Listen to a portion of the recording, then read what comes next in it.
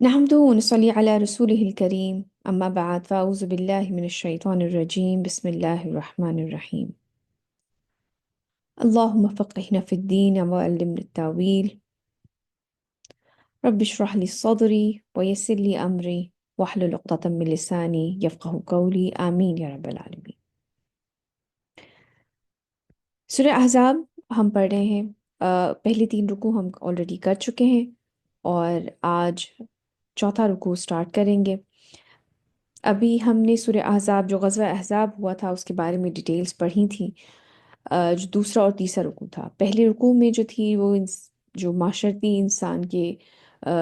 حالات ہیں اس کے بارے میں جو احکام ہیں ان پہ بات کی گئی تھی، اور آگے آج کی جو آیتیں سٹارٹ ہو رہی ہیں اس میں بھی اللہ سبحانہ وتعالیٰ ہمیں جو دنیا میں رہنے کے جو ہمارے قوانین ہیں کہ ہمیں اپنی زندگی کیسے گزارنی چاہیے، خاص کر خواتین کے بارے میں یہ جو سورہ ہے یہ بڑی امپورٹنٹ ہے کہ خواتین کے بارے میں جو رولز ہیں ریگولیشنز ہیں کس طرح سے رہنا چاہیے ان کے بارے میں بات کی جائے گی۔ آج کی جو آیتیں ہیں اس میں جو ازواج مطہرات ہیں ان کے بارے میں بڑے امپورٹنٹ احکامات ہیں۔ کچھ ایسے واقعات ہیں جن کا ہم ساتھ ساتھ ذکر کرتے رہیں گے تو ان کے اوپر بھی روشنی ڈالی جائے گی۔ چلیے سٹارٹ کرتے ہیں۔ اعوذ باللہ من الشیطان الرجیم، بسم اللہ الرحمن الرحیم۔ يا أيها النبي قل لأزواجك إن كنتن تردن الحياة الدنيا وزينتها فتعالين أمتعكن وأسرحكن سراحا جميلا۔ اے نبی صلی اللہ علیہ وآلہ وسلم، آپ اپنی بیویوں سے کہہ دیجئے کہ اگر تم دنیا کی زندگی اور اس کی زینت چاہتی ہو تو آؤ میں تمہیں کچھ مال و متاع دے کر اچھے طریقے سے رخصت کر دوں۔ ان آیات کا جو بیک گراؤنڈ ہے یہ والی اور اس سے جو اگلی آیت ہے اس کا بیک گراؤنڈ یہ ہے کہ جب مسلمان پہلے مدینے میں آئے تھے تب تو ظاہر سی بات ہے سارا اپنا گھر بار اپنا کاروبار سب کچھ چھوڑ کے آئے تھے، تو کافی مشکل حالات تھے وہاں پہ۔ لیکن غزوہ احزاب کے بعد اور پھر بنی قریظہ کے اوپر جو ہم نے وہ بھی پڑھا، ان کے اوپر بھی ان سے بھی وکٹری حاصل ہوئی، تو مسلمانوں کے حالات بہتر ہونے شروع ہو گئے۔ مدینے کے اندر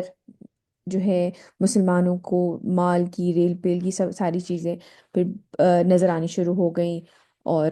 مسلمانوں کے اوور آل حالات بہت بہتر ہو گئے۔ تو جب یہ والے حالات ہوئے تو جو ازواج مطہرات تھیں، جو کہ ظاہر سی بات ہے رسول اللہ صلی اللہ علیہ وسلم کی فیملی بھی برے طریقے سے افیکٹ ہوئی ہوئی تھی۔ آ، آپ کے بارے میں آتا ہے کہ آپ کے گھر میں کسی گھر میں بھی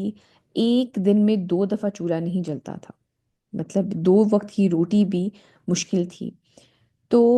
ازواج مطہرات جو تھیں انہوں نے نبی کریم صلی اللہ علیہ وسلم سے درخواست کی کہ ان کے جو بھی جیب خرچ ہے، جو بھی گھر میں حالات ہیں، اس جیب خرچ میں بھی اضافہ کیا جائے۔ یہ بات نبی کریم صلی اللہ علیہ وسلم کو اچھی نہیں لگی، کیونکہ آپ رسول اللہ صلی اللہ علیہ وسلم کے ذہن میں اگر آپ دیکھیں تو ان کے ذہن میں تو ابھی بھی ایک بہت بڑا مشن تھا اللہ سبحانہ وتعالیٰ کا دین آگے پہنچانا۔ تو اس کے دوران آپ اپنی ذات کے لیے بھی دنیاوی زندگی دنیاوی زیب و زینت نہیں چاہتے تھے، تو ایسے حالات میں ازواج مطہرات کا یہ ریکویسٹ کرنا آپ کو یہ اچھا نہیں لگا۔ تو ان پر نبی کریم صلی اللہ علیہ وسلم کے اوپر یہ آیات نازل ہوئیں کہ اے نبی صلی اللہ علیہ وسلم، آپ اپنی بیویوں سے کہہ دیجئے کہ اگر تم دنیا کی زندگی اور اس کی زینت چاہتی ہو تو آؤ میں تمہیں کچھ مال اور متاع دے کر اچھے طریقے سے رخصت کر دوں۔ وإن كنتن تردن الله ورسوله والدار الآخرة فإن الله أعد للمحسنات منكن أجرا عظيما۔ اور اگر تم اللہ اور اس کے رسول اور آخرت کے گھر کی طالب ہو تو اطمینان رکھو کہ اللہ نے تم جیسی نیک عورتوں کے لیے اجر عظیم تیار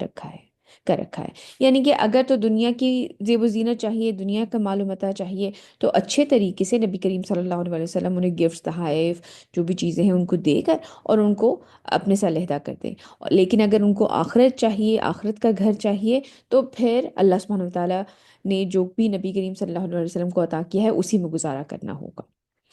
اس کے اوپر حضرت عائشہ کی ایک بڑی پیاری حدیث ہے۔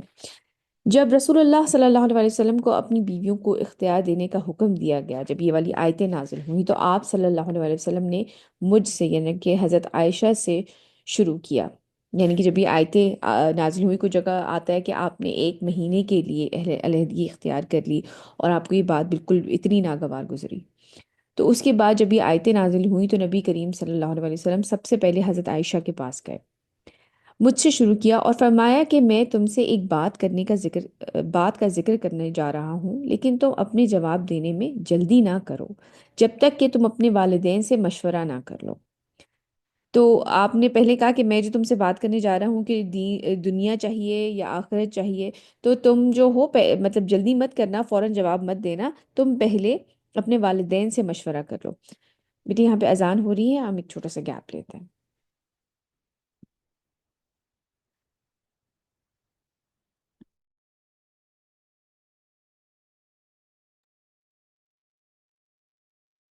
تو آپ نے فرمایا کہ جب رسول اللہ صلی اللہ علیہ وسلم کو اپنی بیویوں کو اختیار دینے کا حکم دیا گیا تو آپ صلی اللہ علیہ وسلم نے مجھ سے شروع کیا اور فرمایا کہ میں تم سے ایک بات کا ذکر کرنے جا رہا ہوں، لیکن تم اپنے جواب دینے میں جلدی نہ کرو جب تک کہ اپنے والدین سے مشورہ نہ کر لو۔ رسول اللہ صلی اللہ علیہ وسلم جانتے تھے کہ میرے والدین مجھے حکم نہیں دیں گے کہ میں انہیں چھوڑ دوں، یعنی کہ حضرت ابو بکر جو ہیں وہ کبھی بھی ایسا مشورہ نہیں دیں گے حضرت عائشہ کو۔ پھر فرمایا کہ اللہ تعالیٰ فرماتا ہے، اے نبی صلی اللہ علیہ وسلم، آپ اپنی بیویوں سے کہہ دیجئے کہ اگر تم دنیا کی زندگی اور اس کی زینت چاہتی ہو تو آؤ، میں تمہیں کچھ مال و متاع دے کر اچھے طریقے سے رخصت کر دوں، ورنہ اگر تم اللہ اور اس کے رسول اور آخرت کے گھر کی طالب ہو تو اطمینان رکھو کہ اللہ نے تم جیسے نیک و خواتین کے لیے اچھے عظیم اجر کا تیار کر رکھا ہے۔ میں نے کہا، پھر میں اپنے والدین سے کیوں مشورہ کرتی ہوں؟ میں اللہ اور اس کے رسول اور آخرت کے گھر کی طالب ہوں۔ پھر رسول اللہ صلی اللہ علیہ وسلم کی باقی تمام ازواج مطہرات بھی وہی کیا جو میں نے کیا تھا، یعنی کہ آپ باقیوں کے پاس پھر گئے اور آپ نے یہی سامنے رکھا، اور آپ ساتھ ساتھ ایک جگہ آتا ہے آپ نے یہ بھی ان سے کہا کہ عائشہ نے تو یہ فیصلہ کیا ہے کہ وہ میرے ساتھ رہنا چاہتی ہے، تو تمام ازواج مطہرات نے ظاہر سی بات ہے یہی فیصلہ کیا کہ وہ رسول اللہ صلی اللہ علیہ وسلم، اللہ اور اس کے رسول کو ترجیح دیتی ہیں دنیا کے اوپر۔ تو پھر ان کا وہ جو بھی ان کی پاکٹ منی تھی، جو بھی گھر کا خرچ تھا، وہ بڑھایا نہیں گیا، اور باقی زندگی بھی جو ہے آپ کی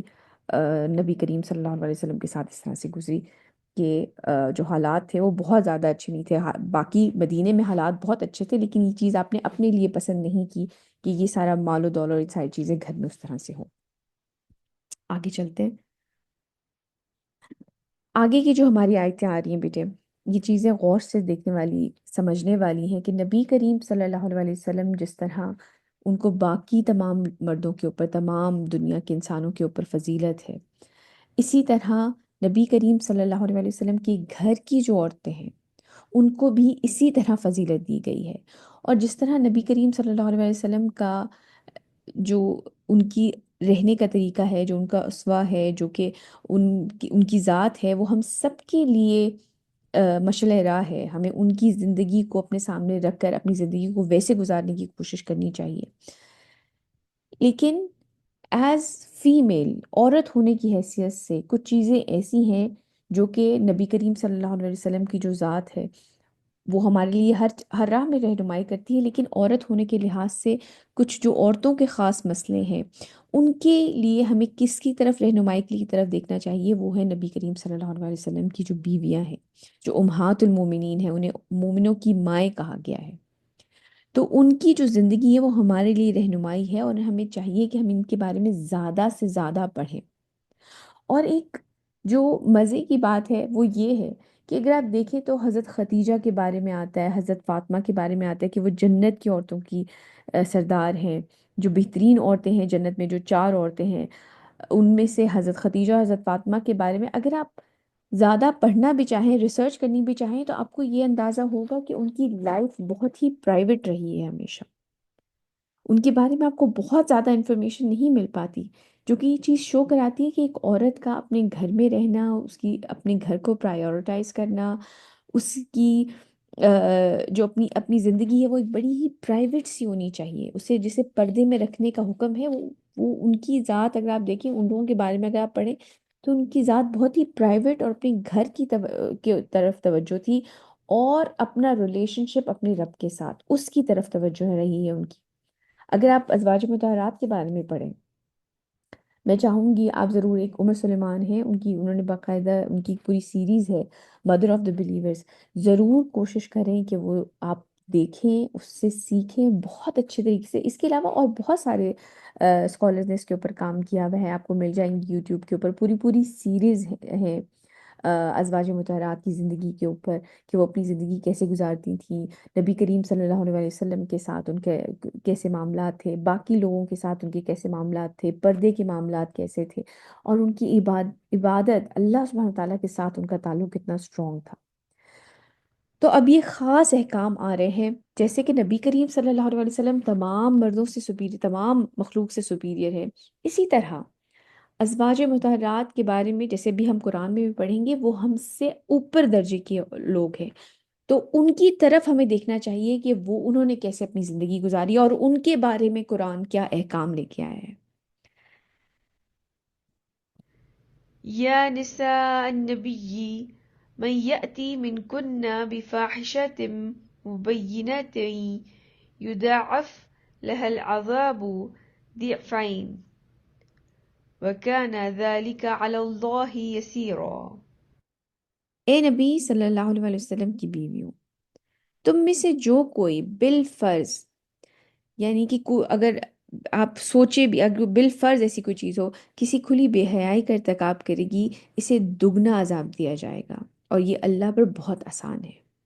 یعنی کہ ان کی رسپانسبلٹی بھی زیادہ تھی، جیسے کہ نبی کریم صلی اللہ علیہ وسلم کے بارے میں بھی اگر آپ دیکھیں کہ وہ بے شک کے تمام انسانوں سے سپیریئر تھے، لیکن ان کی ذمہ داریاں، ان کا فرض وہ بھی بہت بڑا تھا۔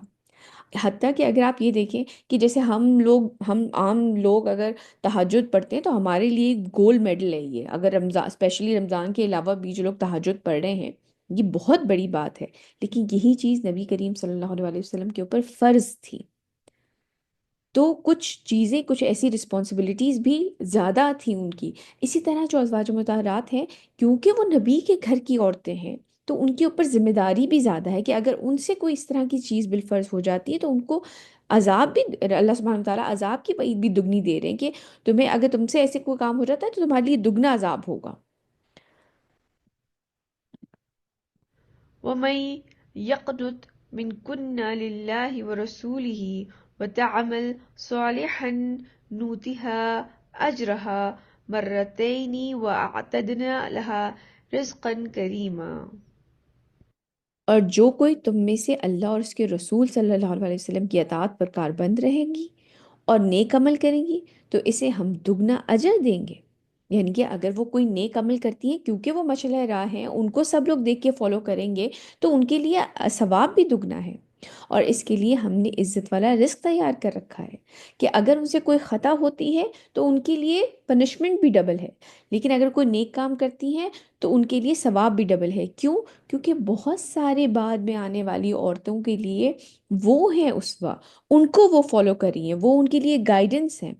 تو جو کوئی بھی نبی کریم صلی اللہ علیہ وسلم کے گھر میں جو کوئی کام ہوگا، اس کے لیے اگر کچھ غلط ہوتا ہے، ان سے کوئی غلطی ہو جاتی ہے تو اس کا گناہ بھی ڈبل ہے، اور اگر کوئی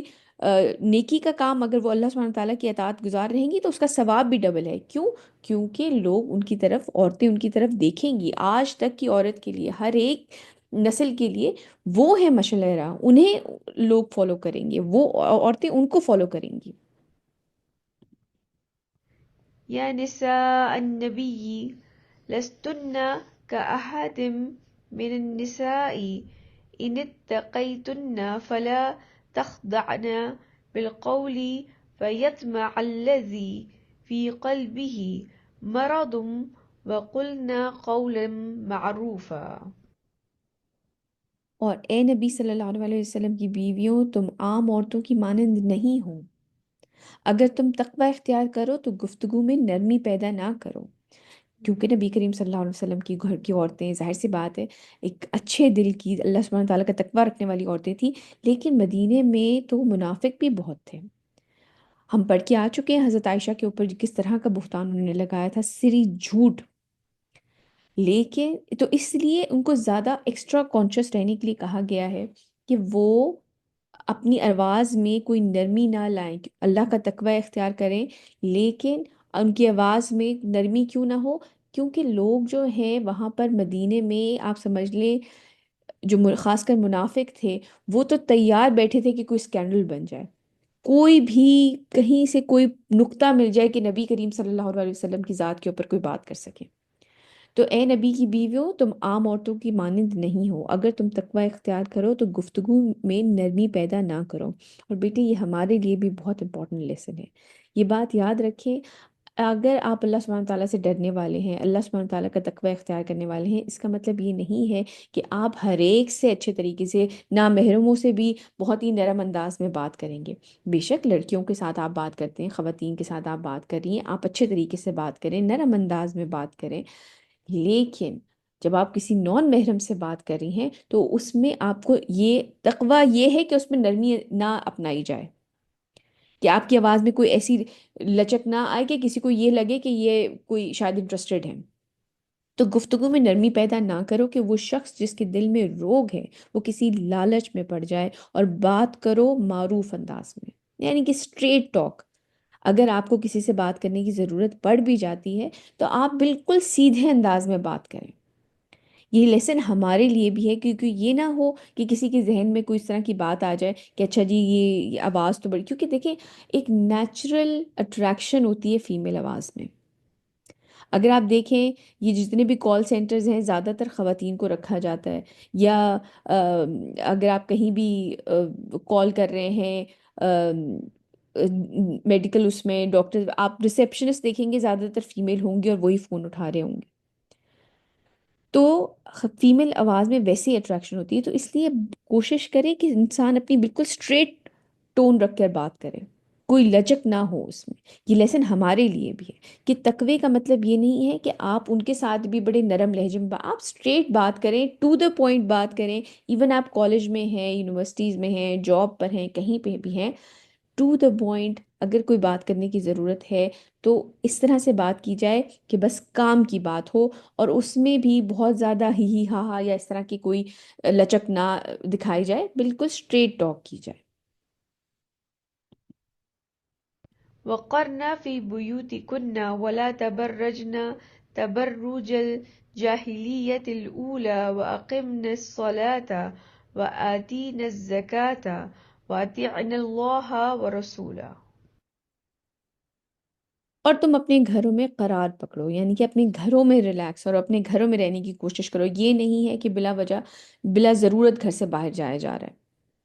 اور مت نکلو بن سور کر پہلے دور جہالیت کی طرح۔ یہ بات آپ سوچیں کہ نبی کریم صلی اللہ علیہ وسلم کے گھر کی عورتوں سے کہی جا رہی ہے، اور بیٹا وہ ہمارے لیے مشعل راہ ہے، ان کا اسوہ ہمیں فالو کرنا ہے۔ آج کل ہماری عورتوں کے کیا حالات ہیں؟ کیا خیال ہے آپ کا؟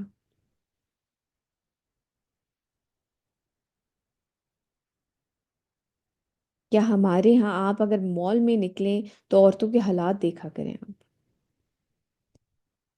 سب سے بہترین جوڑا، سب سے زیادہ تیار، بال، پرفیوم، جیولری، ہر چیز بہترین نکال کے پہنی جاتی ہے باہر جانے کے لیے۔ اور جس شخص کو آپ الاؤڈ ہے کہ آپ اپنی خوبصورتی دکھا سکیں، اس کے سامنے سب سے برے حلیے میں ہوتے ہیں۔ ایسا ہے کہ نہیں؟ اور اللہ سبحانہ تعالیٰ کیا فرما رہے ہیں؟ اور مت نکلو بن سور کے پہلے دور جہالیت کی طرح، جیسے اس زمانے میں عورتیں بن سور کے نکلا کرتی تھیں، اسی طرح آج کے زمانے میں عورتیں بن سور کے نکلتی ہیں۔ بال بلو ڈرائی ہوئے ہوئے ہوں گے، فل میک اپ میں ہوگا کہ آپ اگر میک اپ اتر جائے تو پہچانے بھی نہ اس خاتون کو، جولری، پرفیوم، خوشبو کہاں کی کہاں پہنچ رہی ہوگی۔ اور غیر مرد کو خوشبو کے بارے میں ہم پڑھ کے آ چکے ہیں وہ حدیث، آپ نے اس کو زنا سے کہا ملایا، تو اس چیز کے بارے میں بہت زیادہ کانشیس رہنا چاہیے۔ اور نماز قائم کرو،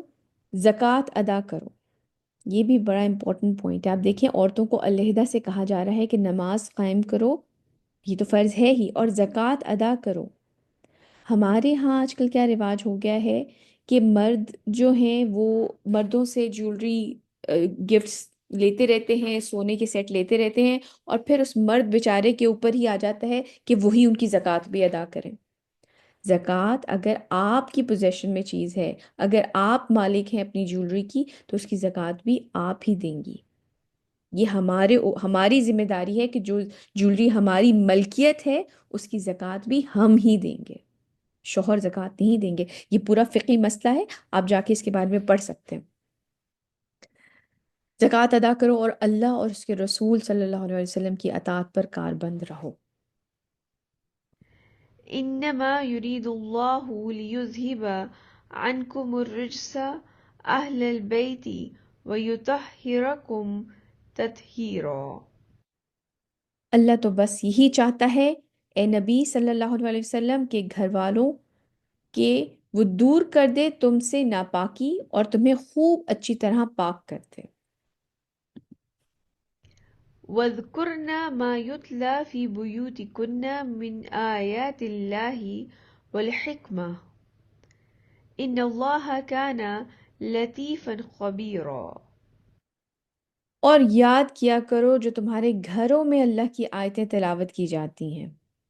اور حکمت کی باتیں سنائی جاتی ہیں، یقیناً اللہ بہت باریک بین ہر چیز سے باخبر ہے۔ کہ نبی کریم صلی اللہ علیہ وسلم کے تو گھر کے اندر وحی آیا کرتی تھی، اور خاص کر حضرت عائشہ کے بارے میں، ان کی فضیلت کے بارے میں یہ کہا جاتا ہے کہ نبی کریم صلی اللہ علیہ وسلم پہ اس وقت بھی وحی آئی ہے جب وہ حضرت عائشہ کے گھر میں تھے، اور آپ ایک بلینکٹ میں تھے آپ دونوں،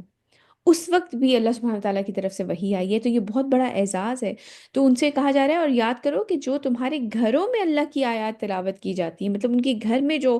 وحی اتر رہی ہے اور حکمت کی باتیں جو نبی کریم صلی اللہ علیہ وسلم کی احادیث ہیں، جو رسول اللہ علیہ وسلم کے اقوال ہیں، وہ آپ کے گھروں میں سنائے جا رہے ہیں، یقیناً اللہ بہت باریک بین ہر چیز سے باخبر ہے۔ اب ایک بہت امپورٹنٹ آیت اس کے بارے میں، یہ سورہ احزاب کے بارے میں کہتے ہیں کہ یہ سورہ نور سے جو ہے نا وہ بہت زیادہ مشابہت رکھتی ہے سبجیکٹ وائز۔ یہ بات ہم نے سورہ احزاب جب شروع ہوئی تھی تب بھی کی تھی، اور خاص کر یہی والی آیت نمبر جو 35 ہے، یہ وہاں پر بھی ایک مومن کا جو کردار ہے اندر سے، اس کے بارے میں بات ہو رہی ہے، اور اب اللہ سبحانہ وتعالیٰ ان کے کریکٹرسٹکس بتا رہے ہیں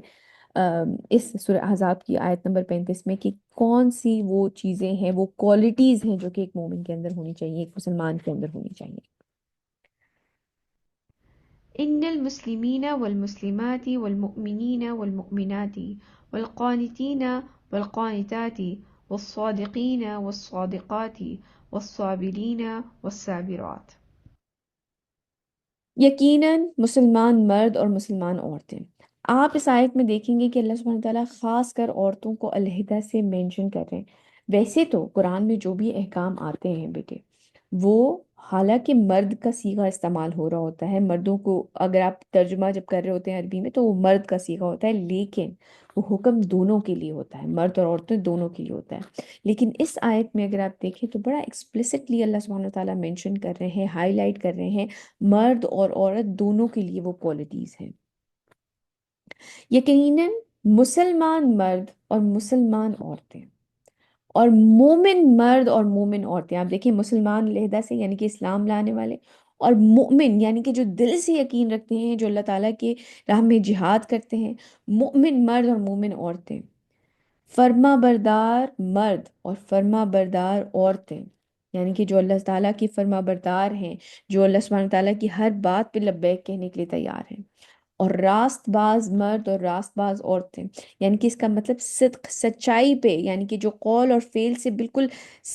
بالکل سچ پہ اپنی بات رکھتے ہیں، اور صبر کرنے والے مرد اور صبر کرنے والی عورتیں۔ والخاشعين والخاشعات والمتصدقين والمصدقات والصائمين والصائمات والحافظين فروجهم والحافظات۔ اور خشوع کرنے والے مرد اور خشوع کرنے والی عورتیں، یعنی کہ اللہ سبحانہ تعالیٰ سے ہر وقت جو ڈر، ایک کانسٹنٹ اپنے آپ کو جھکائے رکھتے ہیں، اس خوف میں مبتلا رہتے ہیں کہ کہیں اللہ سبحانہ تعالیٰ ہم سے ناراض نہ ہو جائیں، اور خشوع کرنے والی مرد اور خشوع کرنے والی عورتیں، اور صدقہ کرنے والے مرد اور صدقہ کرنے والی عورتیں علیحدہ سے مینشن ہے اللہ سبحانہ تعالیٰ کی راہ میں۔ ایک ہوتا ہے نا کہ ٹھیک ہے آپ ایک فیملی کے طور پہ جو سربراہ ہیں گھر کے وہ صدقہ کریں، نہیں، آپ اپنے طور پہ بھی جتنا ہو سکے اللہ سبحانہ تعالیٰ کی راہ میں خرچ کریں۔ اور روزہ رکھنے والے مرد اور روزہ رکھنے والی عورتیں، اور اپنی شرمگاہوں کی حفاظت کرنے والے مرد اور اپنی شرمگاہوں کی حفاظت کرنے والی عورتیں، یعنی کہ وہ بے حیائی کی کاموں سے دور رہتے ہیں، اپنے آپ کو ہر وقت کانسٹنٹلی گارڈ رکھتے ہیں، اپنے آپ کو اپنے بارے میں کانشیس رہتے ہیں، اپنی نگاہوں کی حفاظت کر رہے ہوتے ہیں۔ والذاكرين الله كثيرا والذاكرات أعد الله لهم مغفرة وأجرا عظيما۔ اور کثرت سے اللہ کا ذکر کرنے والے مرد اور ذکر کرنے والی عورتیں، یعنی کہ اللہ سبحانہ تعالیٰ کو ہر وقت یاد رکھتے ہیں، ہر وقت اللہ کے بارے میں کانشیس رہتے ہیں۔ ذکر بیٹے زبان سے بھی ادا کیا جاتا ہے اور عمل سے بھی ادا کیا جاتا ہے۔ اللہ نے ان سب کے لیے مغفرت اور بہت بڑا اجر تیار کر رکھا ہے، تو یہ یاد رکھیں۔ دیکھیں، ہم سب میں کمی بیشی ہر چیز میں ہوتی ہے، لیکن یہ 10 خصوصیات اللہ سبحانہ تعالیٰ نے جو رکھی ہیں، ان 10 خوبیوں کو اپنی زندگی میں لانے کی پوری کوشش کریں جس درجہ ممکن ہو۔ کچھ چیزیں انسان، اب کئی دفعہ یہ ہوتا ہے کہ کچھ لوگوں میں باقی ساری چیزیں پوری ہیں لیکن صبر نہیں کر پا رہے ہوتے، لیکن جس درجہ بھی ہو سکے کوشش کریں کہ یہ چیزیں، یہ 10 کی 10 کوالٹیز اندر آئیں۔ ہم سب میں اوپر نیچے ہوتی ہیں، کمی بیشی ہوتی ہے، ہم سب سٹرگل کر رہے ہوتے ہیں، یہ ہم سب کے ساتھ ہے، کوئی انسان ایسا نہیں ہے جس کے ساتھ یہ نہیں ہوتا کہ وہ سٹرگل نہ کر رہا ہو کسی نہ کسی ایک چیز کے ساتھ۔ صدقہ کرنے کے بارے میں کئی دفعہ انسان اوپر نیچے ہو رہا ہوتا ہے، لیکن جیسے ایک گراف ہوتا ہے نا، کوشش یہ کریں کہ یہ گراف اوپر جاتا رہے، کسی چیز میں آپ بہت زیادہ اسٹرانگ ہوں گے، آپ ہو سکتے ہیں کچھ لوگ بہت زیادہ کانشیس ہوتے ہیں اپنے پردے کے معاملے میں لیکن اللہ سبحانہ تعالیٰ کا ذکر کثرت سے نہیں کر پاتے۔ کئی لوگ ہوتے ہیں جو کہ صبر بہت زیادہ کرتے ہیں لیکن روزے میں بہت زیادہ نہیں آگے نکل پاتے۔ تو لیکن کوشش یہ کیا کریں کہ کسی نہ کسی، یہ 10 کوالٹیز ہیں، بے شک اس کا پرنٹ آؤٹ نکالیں اور آپ کہیں پہ سامنے اپنی آنکھوں کے سامنے لگا لیں، یا اپنے ہاتھ سے کہیں پہ لکھ لیں یہ خوبیاں،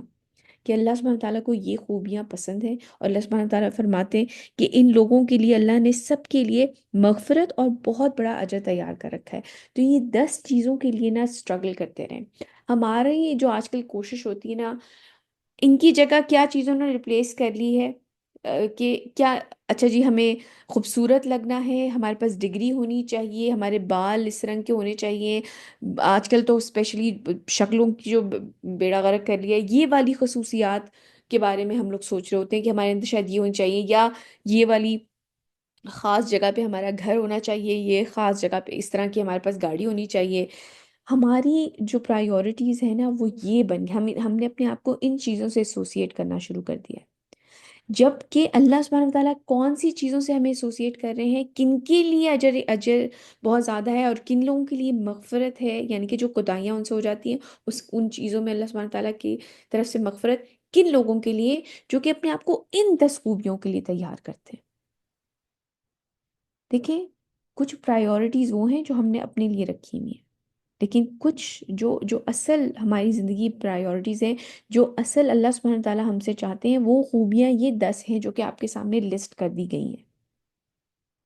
اب کوئی حجت باقی نہیں رہتی۔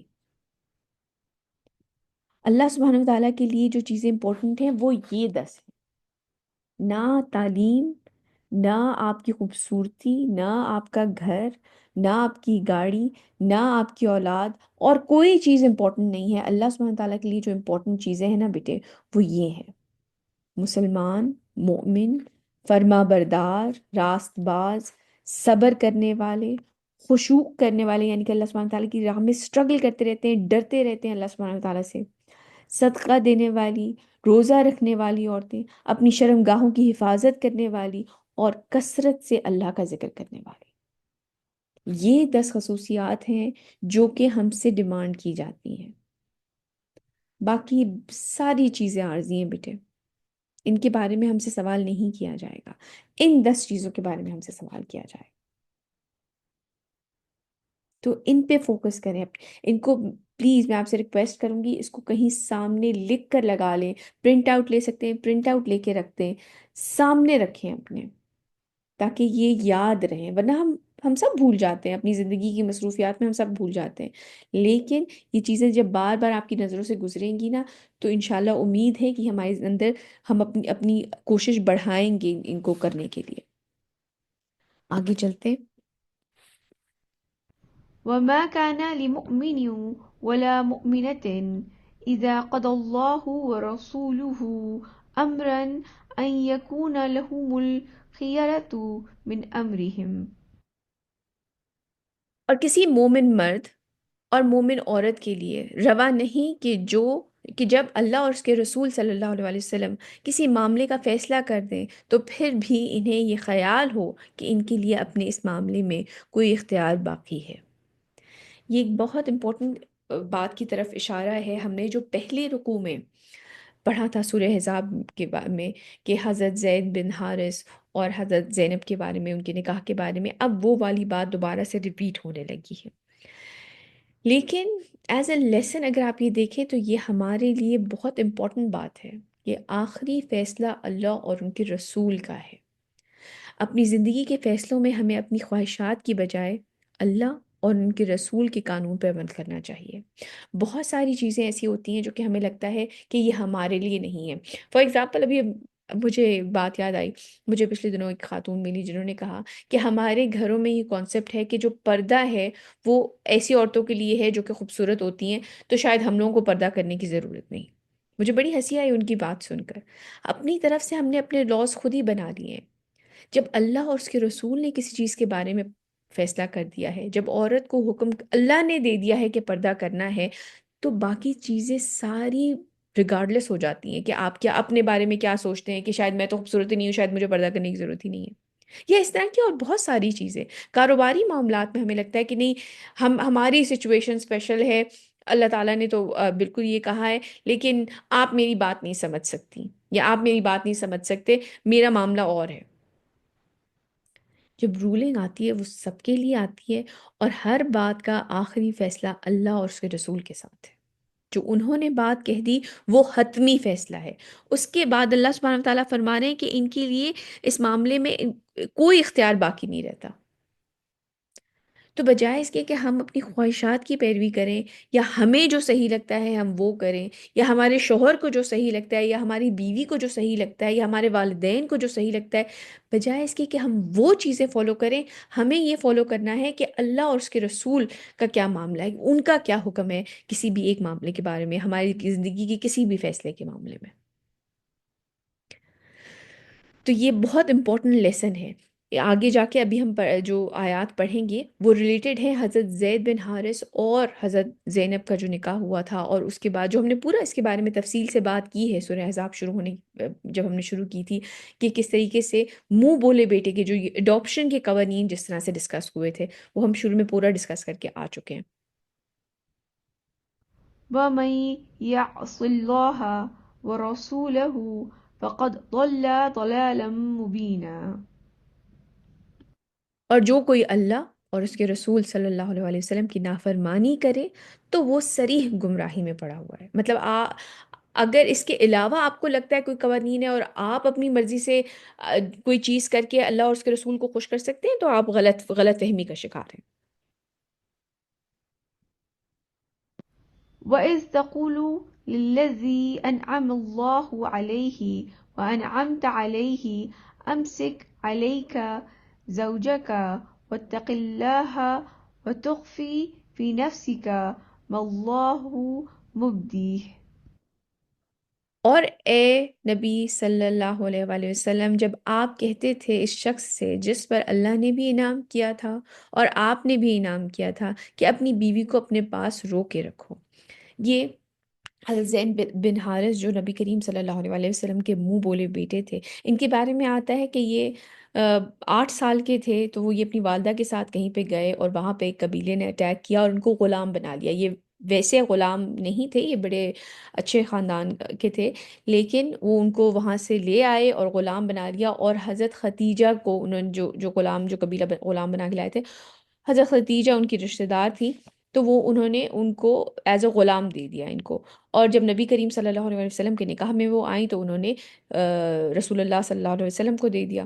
اور پھر کچھ عرصے کے بعد ان حضرت زید جو تھے، ان کے اصل والد اور چچا کو جب پتہ چلا کہ وہ مکے میں ہیں، تو وہ مکے آئے اور انہوں نے آ کے نبی کریم صلی اللہ علیہ وسلم سے یہ درخواست کی کہ ہم اپنے بچے کو واپس لینا چاہتے ہیں۔ یہ نبوت سے پہلے کی بات ہے، تو آپ ہمیں واپس کر دیں اور ہم جتنے آپ پیسے کہیں گے ہم آپ کو دے دیں گے۔ تو نبی کریم صلی اللہ علیہ وسلم نے فرمایا کہ تم اس بچے سے پوچھ لو، اگر وہ جانا چاہتا ہے، تقریباً اس وقت ان کی عمر 15 سال کی تھی غالباً۔ تو آپ نے کہا اگر یہ جانا چاہتے ہیں تو میں بغیر کسی معاوضے کے ان کو جانے دوں گا، لیکن اگر یہ نہیں جانا چاہتے میرے پاس سے تو میں ان کو زبردستی نہیں کروں گا۔ تو جب حضرت زید بن حارث کو بلایا گیا تو ان کے والد اور چچا نے ان سے اپنے ساتھ چلنے کے لیے کہا، تو انہوں نے انکار کر دیا، اور انہوں نے کہا کہ میں نبی کریم صلی اللہ علیہ وسلم کے ساتھ ہی، مطلب ان کے ساتھ ہی رہنا چاہتا ہوں۔ تو وہ بڑے حیران ہوئے لیکن مطمئن ہوئے اور وہاں سے چلے گئے۔ تو اس کے بعد نبی کریم صلی اللہ علیہ وسلم نے ان کو غلام آزاد کر دیا، اور آپ نے ان کو اپنا منہ بولا بیٹا کہا۔ تو اس کے بعد لوگ ان کو زید بن حارث کی جگہ زید بن محمد کہنے لگ گئے۔ لیکن کیونکہ قرآن کی جو آیات ہیں، اللہ سبحانہ تعالیٰ کا حکم، اب یہ جو آگے ہم آیتیں آئیں، جب یہ آیتیں آئیں تو اس کے بعد سے انہیں دوبارہ سے زید بن حارث ہی کہنا شروع کر دیا گیا۔ خیر، کیونکہ انہیں آپ نے آزاد کر دیا تھا اور اپنے منہ بولا بیٹا کہا تھا، تو آپ نے ان کو حضرت زینب جو آپ کی پھوپھی ذات تھیں، ان کے ساتھ آپ نے جب نکاح کا پیغام وہاں پر بھیجا کہ میں ان سے آپ کا نکاح کرنا چاہتا ہوں، تو ان کے بھائی بالکل بھی راضی نہیں تھے، وہ بھی نہیں تھی، لیکن اللہ سبحانہ تعالیٰ کہ جو رسول تھے ان کی خوشی کی خاطر انہوں نے اس نکاح کے لیے حامی بھر لی۔ لیکن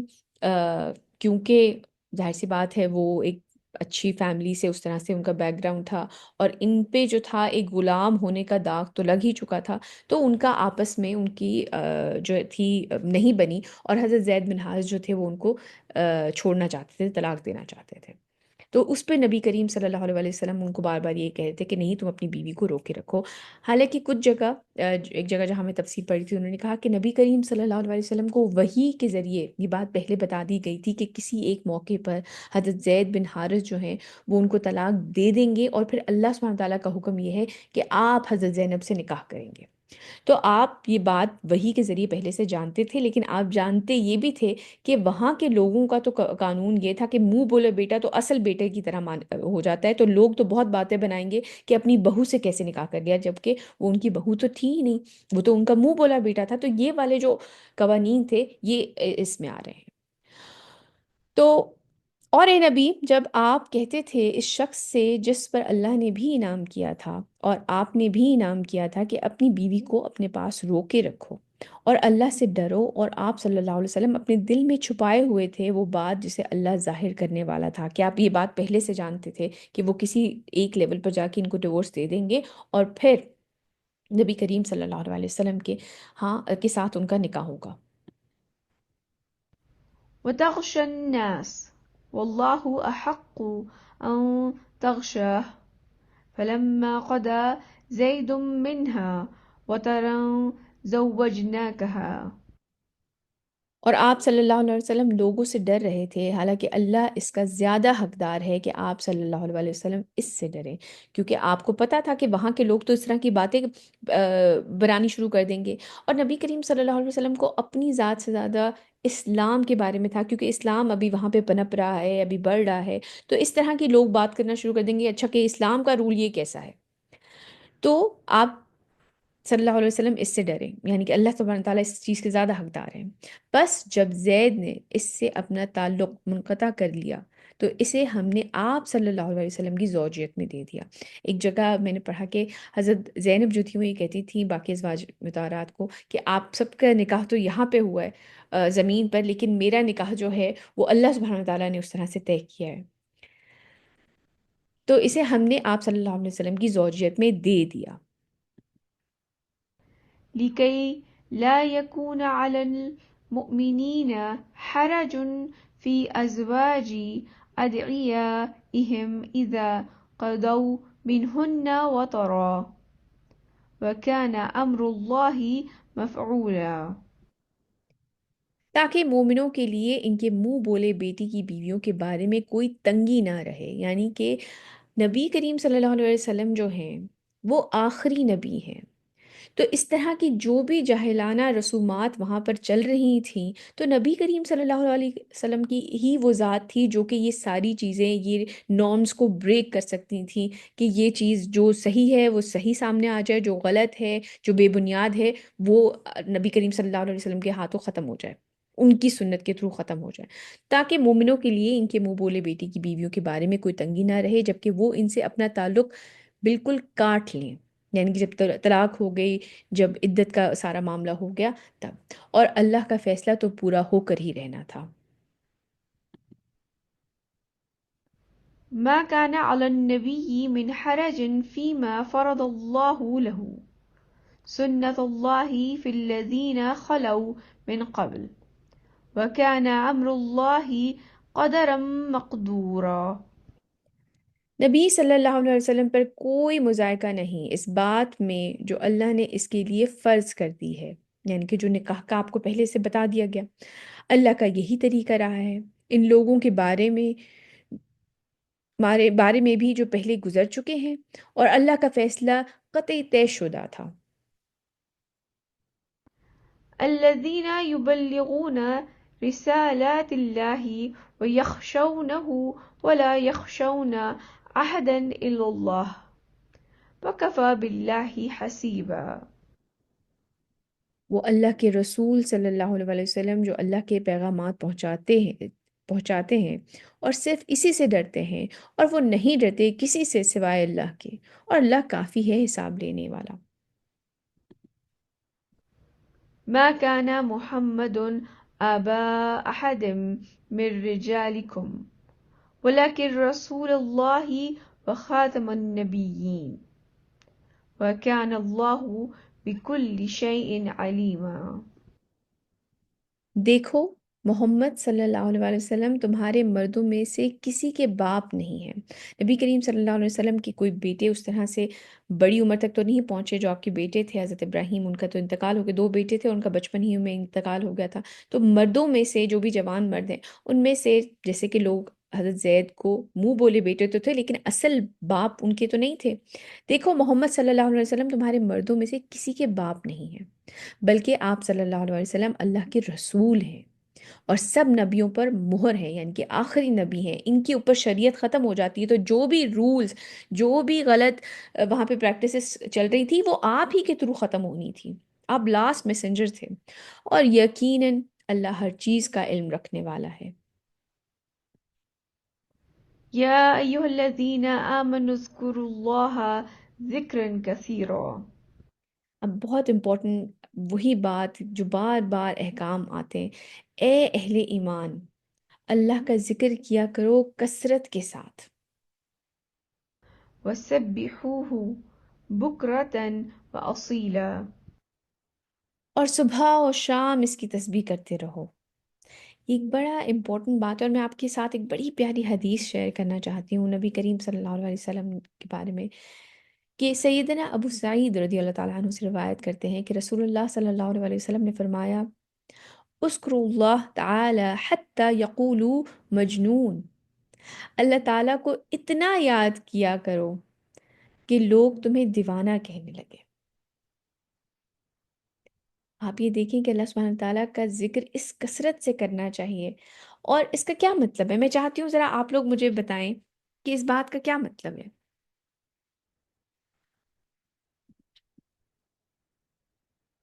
کیا خیال ہے آپ کا؟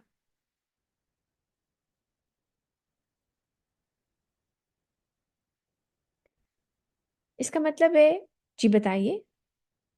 سجیلا۔ I think it means کہ remember Allah subhanahu wa ta'ala in every moment, in every time, in every way,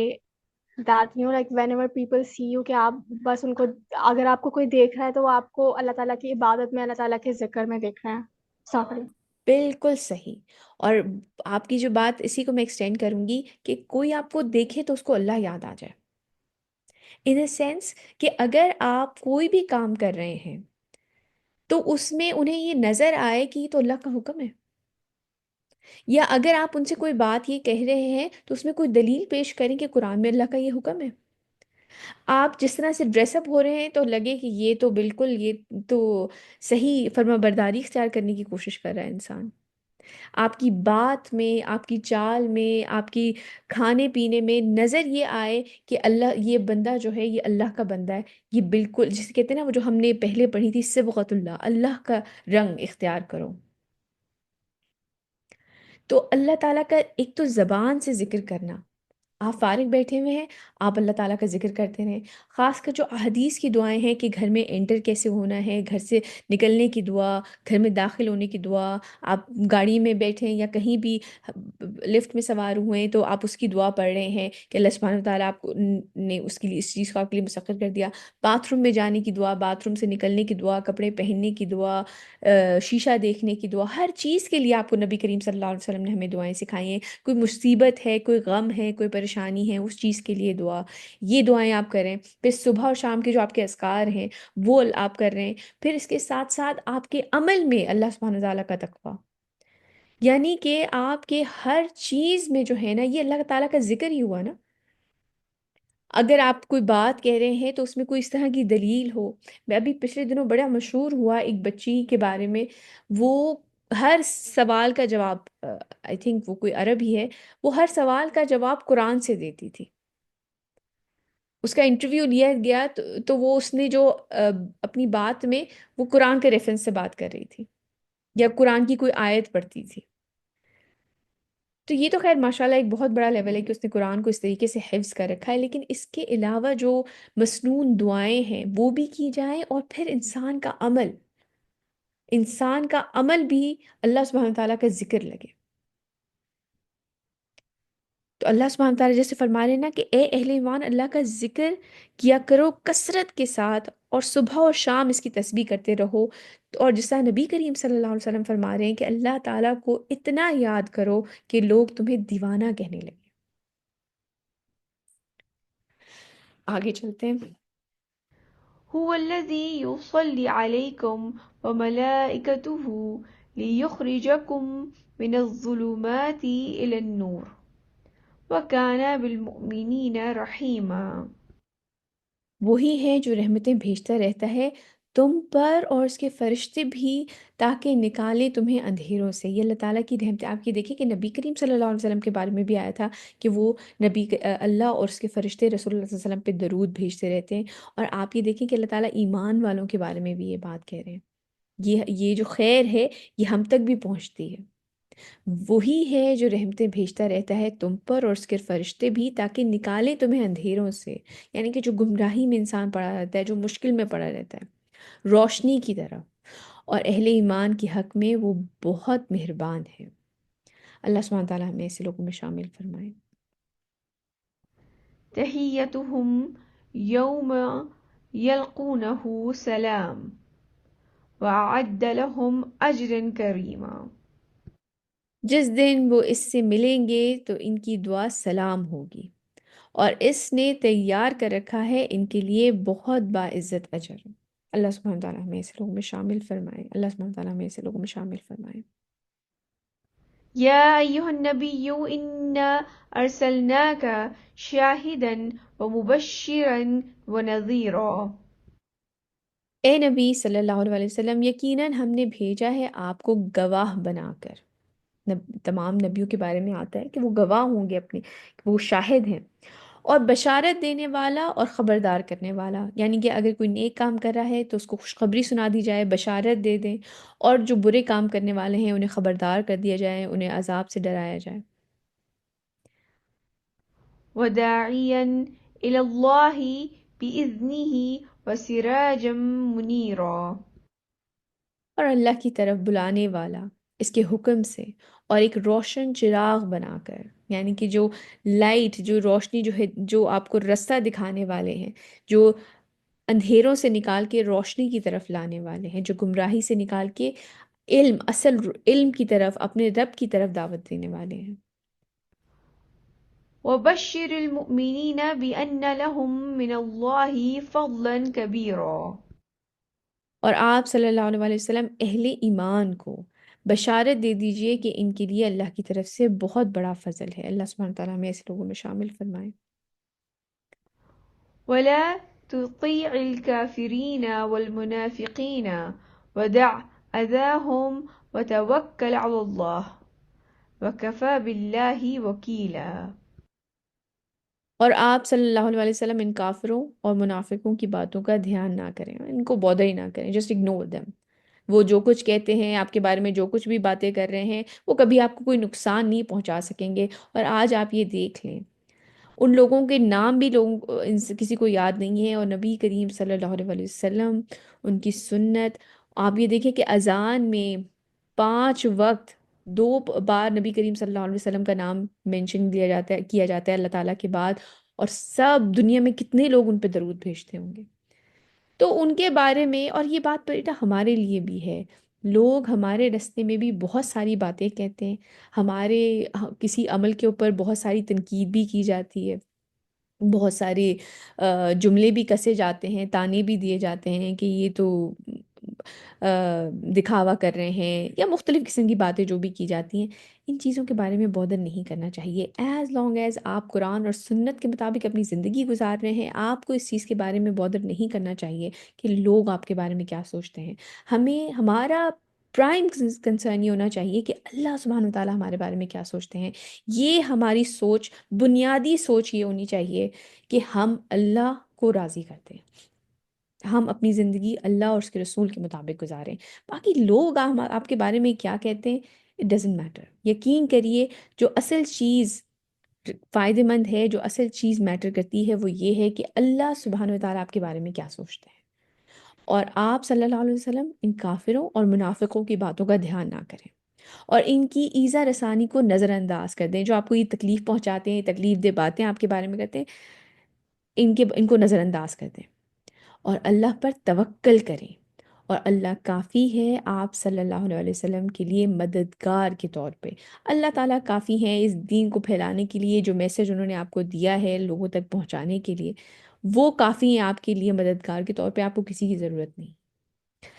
آج کا ہمارا لیسن یہیں تک، آج کے ہم کی لیسنز دیکھ لیتے ہیں۔ بہت امپورٹنٹ بات ہے، امہات المومنین ان کی زندگیوں میں ہمارے لیے رہنمائی ہے، وہ ہمارے سے، وہ ایک چوزن پیپل جسے کہتے ہیں نا، وہ اللہ سبحانہ تعالیٰ کے چنندہ لوگ تھے جو کہ نبی کریم صلی اللہ علیہ وسلم کے اہل میں سے تھے۔ ان کی زندگی ہمارے لیے مشعل راہ ہے، ان کی زندگی کو ہم نے فالو کرنا ہے۔ تو اس کے لیے ضروری ہے بیٹے کہ ان کے بارے میں علم حاصل کریں، جانیں کہ وہ اپنی زندگی کیسے گزارتی تھیں، جانیں کہ ان کے معاملات نبی کریم صلی اللہ علیہ وسلم کے ساتھ کیسے تھے، اپنے ارد گرد کے لوگوں کے ساتھ کیسے تھے، کیسے وہ صدقہ کرتی تھیں، کیسے وہ دین پھیلاتی تھیں، کیسے وہ روزے رکھتی تھیں، کیسے ان کا تعلق اپنے رب کے ساتھ کتنا اسٹرانگ تھا۔ یہ چیزیں جانیں، یہ وہ چیزیں ہیں جو کہ ہمیں اللہ سبحانہ تعالیٰ کے قریب کر سکتی ہیں۔ اس کے ساتھ ساتھ اللہ سبحانہ تعالیٰ نے ہمیں 10 خوبیوں کے بارے میں بتایا ہے۔ ان 10 خوبیوں کو کوشش کریں کہ ہم اپنی زندگی میں شامل کریں، جس درجہ بھی ہو سکتا ہے۔ دیکھیے، میں یہ نہیں کہہ رہی کہ 10 کی 10 چیزوں میں ہم پرفیکٹ ہو جائیں گے، ہم پرفیکٹ صرف اللہ سبحانہ تعالیٰ کی ذات ہے، ہم کوشش کر سکتے ہیں۔ کوئی ہوگا جو کہ صبر میں بہت اچھا ہوگا لیکن صدقے میں اتنا اچھا نہیں ہوگا، کوئی ہوگا جو روزے بہت زیادہ رکھ سکتا ہوگا لیکن کثرت سے ذکر نہیں کر پاتے ہوں گے۔ لیکن کسی نہ کسی، اگر آپ ایک گراف بنائیں نا، تو کسی نہ کسی درجے میں ہر چیز کو ٹچ کریں، اور کچھ چیزوں میں انسان بہت اسٹرانگ ہوتا ہے، کچھ چیزوں میں ویک ہوتا ہے، لیکن کوشش یہ کریں کہ یہ 10 کی 10 چیزیں جو ہے نا ہمارے اندر شامل ہوں۔ اس کے ساتھ ساتھ اپنی خواہشات کو پرائیورٹی دینے کے بجائے یہ سوچیں کہ اللہ اور اس کے رسول کا کسی بھی معاملے میں کیا فیصلہ ہے، کیونکہ آخری فیصلہ اللہ اور اس کے رسول کا ہی ہے۔ اللہ سبحانہ تعالیٰ فرما رہے ہیں کسی اور کو کوئی پھر حق نہیں پہنچتا جب اللہ اور اس کے رسول نے کسی چیز کے بارے میں فیصلہ کر دیا ہے، کہ پھر آپ یہ سوچیں کہ میں بھی شاید میری بھی کوئی رائے ہے اس چیز کے بارے میں۔